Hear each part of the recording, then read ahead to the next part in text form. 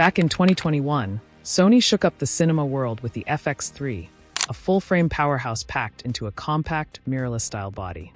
It was a dream for solo filmmakers, content creators, and travel shooters, blending portability with serious pro-level features. But it wasn't perfect. No internal RAW, no open gate. Features that competitors like Panasonic and Fujifilm were already offering. Now, in 2025, Sony's back with the FX3 Mark II. And if the early buzz is right, this upgrade could fix the flaws and push the FX3 line into true cinema dominance. So, what's new in the FX3 Mark II? The big news is that it finally has open gate recording. This was something missing in the original FX3, but found in a lot of other cameras like the Panasonic S1H, S5 II, and Fuji X-H2.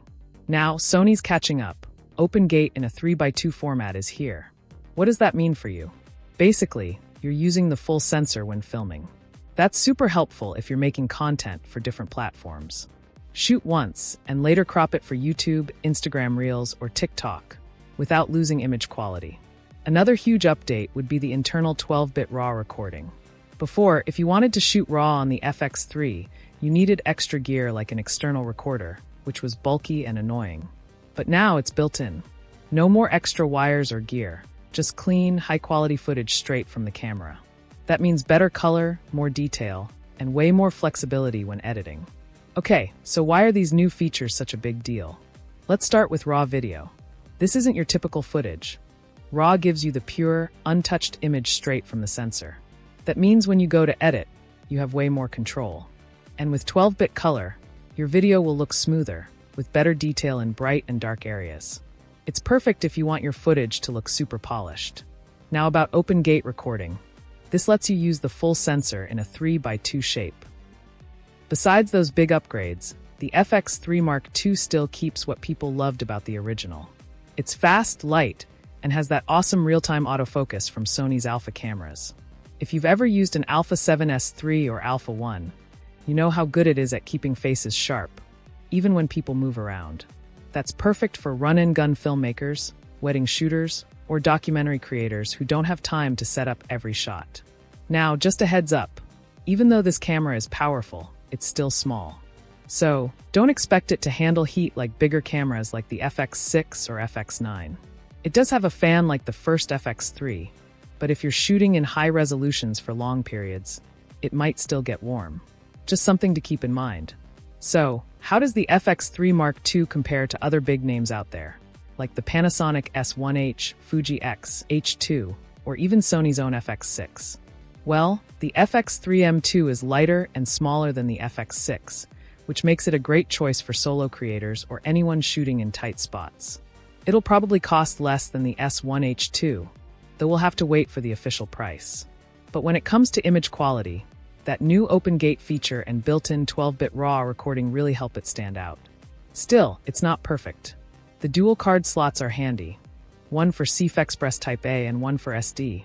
But CF Express cards are expensive, and regular SD cards can be a bit slow. So it's nice to have both options, but not the most ideal setup for everyone. Battery life could also be a downside. If Sony doesn't improve it, you might be swapping batteries a lot, especially when shooting in RAW mode. As for the good stuff we hope carries over from the original FX3, the 12.1 megapixel full-frame sensor is a big one. It's amazing in low light and handles mixed lighting really well. And of course, we're crossing our fingers that Sony keeps that S-Cinetone color science, which gives your footage a pro-level look straight out of the camera. No heavy editing needed. Finally, the design. One of the best things about the original FX3 was how easy it was to use. No big cage needed. You could add accessories straight to the body. That plus the awesome autofocus with face tracking made it super popular with creators working solo. Looks like Mark II is following that same path. Even with all the cool upgrades, the FX3 Mark II might still have a few downsides. First off, the price. With so many new features packed in, there's a good chance it'll cost more than the original. That could make it harder for indie filmmakers or small creators to afford. Another thing to think about is battery life. The first FX3 wasn't great in this area, especially if you were shooting 4K at high frame rates. Hopefully, Sony has found a way to fix that, maybe with better power use or stronger battery options. And then there's heat. Shooting raw video creates a lot of data and heat, and if the camera doesn't cool itself properly, it could overheat during longer shoots. We're hoping Sony added better cooling features this time around, so that you can shoot for longer without any problems. Overall, the Sony FX3 Mark II looks like a solid step forward, especially for people who liked the original but wanted just a bit more power and flexibility. With features like open gate recording and built-in 12-bit RAW, it feels like Sony actually listened to what creators have been asking for. These updates give you more control when editing, better image quality, and the freedom to shoot for different platforms, all in a camera that's still small and easy to carry around. Of course, we'll need to see how it handles things like heat during long shoots, and whether the price stays reasonable. But for solo shooters, indie filmmakers, and content creators who want pro features without the heavy gear, this could be a great pick. We're really excited to see how the FX3 Mark II performs once it's out.